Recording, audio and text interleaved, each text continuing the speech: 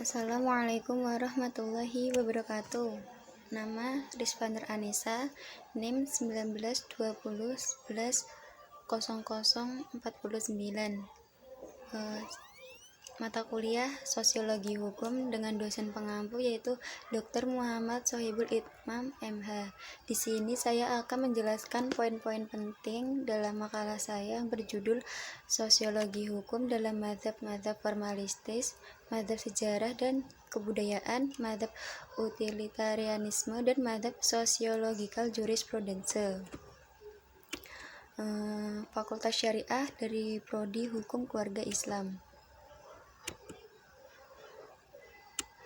Yang pertama ada mazhab formalistis. Salah seorang tokoh terkemuka dari mazhab ini adalah ahli filsafat hukum dari Inggris, yaitu John Austin. Mulai tahun 1790 sampai dengan 1859. Austin menganggap hukum sebagai suatu sistem yang logis, tetap, dan bersifat tertutup.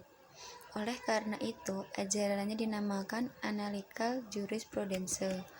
Austin menganggap bahwa hukum sebagai suatu sistem yang logis, tetap, dan bersifat tertutup. Hukum secara tegas dipisahkan dari keadilan dan tidak didasarkan pada nilai-nilai yang baik dan buruk. Jadi, hukum secara tegas dipisahkan dari keadilan dan hukum tidak didasarkan pada nilai-nilai yang baik dan buruk, melainkan didasarkan pada kekuasaan dari penguasa. Menurut Austin, hukum dibagi dalam dua bagian, yaitu hukum yang dibuat Tuhan dan hukum yang disusun oleh umat manusia. Hukum yang dibuat manusia dapat dibedakan dalam hukum yang sebenarnya dan hukum yang tidak sebenarnya. Kelemahan dari ajaran analytical jurisprudence ini adalah antara lain bahwa suatu sistem hukum tidak mungkin untuk sepenuhnya bersifat tertutup. Sistem yang tertutup secara mutlak akan menyulitkan dan menghalang-halangi penyesuaian kaidah-kaidah hukum terhadap perubahan-perubahan yang terjadi dalam masyarakat. Perubahan tersebut disebabkan oleh timbulnya kebutuhan-kebutuhan baru. Sistem hukum tidak mungkin hidup lama apabila tidak mendapat dukungan sosial yang luas. Kemudian seorang tokoh dari mazhab formalistis adalah Hans Kelsen. Mulai tahun 1881, beliau terkenal dengan teori murni tentang hukum pure of law. Hans Kelsen menganggap suatu sistem hukum sebagai suatu sistem pertanggaan dari kaidah-kaidah di mana suatu kaidah hukum tertentu akan dapat dicari sumbernya pada kaidah-kaidah hukum yang derajatnya lebih tinggi. Kaidah merupakan puncak dari sistem pertanggaan, dinamakan sebagai kaidah dasar atau Grundnorm. Jadi menurut Kelsen, setiap sistem hukum merupakan Subvenbau pada kaidah-kaidah. Kelemahan dari teorinya terletak pada kaidah dasar. Apakah yang menjadi dasar sahnya kaidah dasar tersebut? Kelsen menganggap persoalan tadi bersifat meta-yuridis. Secara priori, dia menganggap bahwa kaidah dasar adalah sah. Kemudian ada mazhab sejarah dan kebudayaan. Seorang tokoh terkemuka dari mazhab ini adalah Friedrich Karl von Savigny mulai tahun 1779 sampai 1861 yang dianggap sebagai pemuka ilmu sejarah hukum. Von Savigny berpendapat bahwa hukum merupakan perwujudan dari kesadaran hukum masyarakat. Dia berpendapat bahwa semua hukum berasal dari adat istiadat dan kepercayaan, bukan berasal dari pembentuk undang-undang. Von Savigny seorang Jerman waktu itu menentang kondisi hukum Jerman. Keputusan badan legislatif dapat membahayakan masyarakat karena tidak selalu sesuai dengan kesadaran hukum masyarakat. Kemudian seorang tokoh lain dari mazhab ini adalah Sir Henry Maine. mulai tahun 1882 sampai 1888, yang terkenal sebagai penulis buku Ancient Law. Teori yang terkenal adalah perihal perkembangan hukum dari status ke kontrak yang sejalan dengan perkembangan masyarakat yang sederhana ke masyarakat yang modern dan kompleks. Menurutnya, hubungan-hubungan hukum yang didasarkan pada status warga masyarakat yang masih sederhana berangsur-angsur akan hilang apabila masyarakat tadi berkembang menjadi masyarakat yang modern dan kompleks. Yang ketiga, ada mazhab utilitarianisme. Mazhab ini dipelopori oleh Jeremy Bentham mulai tahun 1748 sampai dengan 1832.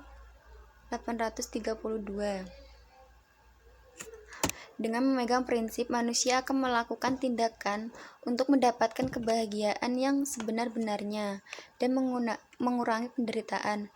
Bentham mencoba menerapkannya di bidang hukum. Atas dasar ini, baik buruknya suatu perbuatan diukur apakah perbuatan itu mendatangkan kebahagiaan atau tidak. Demikian dengan undang-undang, baik buruknya ditentukan pula oleh hukum tersebut. Jadi, undang-undang yang banyak memberikan kebahagiaan pada bagian terbesar masyarakat akan dinilai sebagai undang-undang yang baik. Suatu perbuatan diukur apakah perbuatan itu mendatangkan kebahagiaan atau tidak. Aliran utilitarianisme menganggap bahwa tujuan hukum semata-mata untuk memberikan kemanfaatan atau kebahagiaan yang sebesar-besarnya bagi sebanyak-banyaknya warga masyarakat. Pendapat lain dilontarkan dari Rudolf von Jering yang menggabungkan antara utilitarianisme yang individual maupun yang sosial. Karena Jering dikenal sebagai pandangan utilitarianisme yang bersifat sosial, jadi merupakan gabungan antara teori yang dikemukakan oleh Bentham, Mill, dan positivisme hukum dari John Austin. Bagi Jering, tujuan hukum adalah untuk melindungi kepentingan-kepentingan dalam mendefinisikan kepentingan. Dalam mendefinisikan kepentingan, ia mengikuti Bentham dengan melukiskannya sebagai pengejaran kesenangan dan menghindari penderitaan, tetapi kepentingan individu dijadikan bagian dari tujuan pribadi seorang. Dengan kepentingan orang lain, Jering sangat tidak menyukai apa yang disebut dengan ilmu hukum, yang menekankan pada konsep-konsep bahwa kebijaksanaan hukum itu tidak terletak pada permainan teknik-teknik penghalusan dan penyempurnaan konsep, melainkan kepada penggarapan konsep-konsep itu melayani tujuan yang praktis. Kemudian ada mazhab sosiologikal jurisprudense, seorang ahli hukum dari Austria, yaitu Eugen Ehrlich mulai tahun 1826 sampai dengan 1922. Beliau dianggap sebagai pelopor dari aliran sosiologikal jurisprudense. Berdasarkan hasil karyanya yang berjudul Fundamental Principles of the Sociology of Law, ajaran Ehrlich berpokok pada pembedaan antara hukum positif dengan hukum hidup, yang bisa juga disebut dengan living law, atau dengan perkataan lain, suatu pembedaan antara kaidah-kaidah hukum dengan kaidah-kaidah sosial lainnya. Beliau menyatakan bahwa hukum positif hanya akan efektif apabila selaras dengan hukum yang hidup dalam masyarakat. Tata tertib dalam masyarakat didasarkan pada peraturan-peraturan yang dipaksakan oleh negara. Kemudian ada Roscoe Pound mulai tahun 1870 sampai dengan 1964. Beliau berpendapat bahwa hukum harus dilihat sebagai suatu lembaga kemasyarakatan yang berfungsi untuk memenuhi kebutuhan sosial, dan ilmu hukum yang mengembangkan suatu kerangka yang dimana kebutuhan sosial terpenuhi secara maksimal.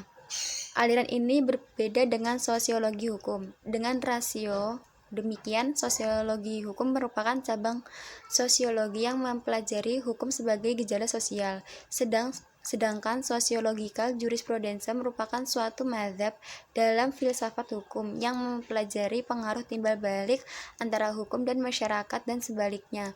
Sosiologi hukum sebagai cabang sosiologi yang mempelajari pengaruh masyarakat kepada hukum dan sejauh mana gejala-gejala yang ada dalam masyarakat dapat mempengaruhi hukum. Di samping diselidiki juga pengaruh sebaliknya, yaitu pengaruh hukum terhadap masyarakat. Dari makalah saya ini dapat disimpulkan bahwa ada beberapa faktor yang menyebabkan para ahli hukum kemudian menerjunkan di bidang filsafat hukum. Yang pertama dapat dikemukakan sebagai sebab, yaitu timbulnya kebimbangan akan kebenaran dan keadilan. Di samping gejala tersebut, timbul pula ketegangan antara hukum yang berlaku dengan filsafat yang disebabkan karena perbedaan antara dasar-dasar hukum yang berlaku dengan pemikiran orang di bidang filsafat. Keasingan akan kebenaran serta keadilan dari hukum yang berlaku timbul pula terlepas dari sistem suatu agama maupun filsafat.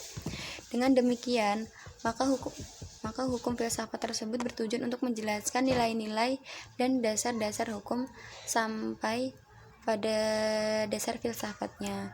Hasil pemikiran para filsafat hukum tersebut terhimpun dalam berbagai mazhab atau aliran, yaitu dari mazhab formalistis, mazhab sejarah dan kebudayaan, aliran utilitarianisme, aliran sosiologikal jurisprudensial. Sekian yang dapat saya jelaskan, kurang lebihnya mohon maaf. Wabillahi taufiq wal hidayah. Wassalamualaikum warahmatullahi wabarakatuh.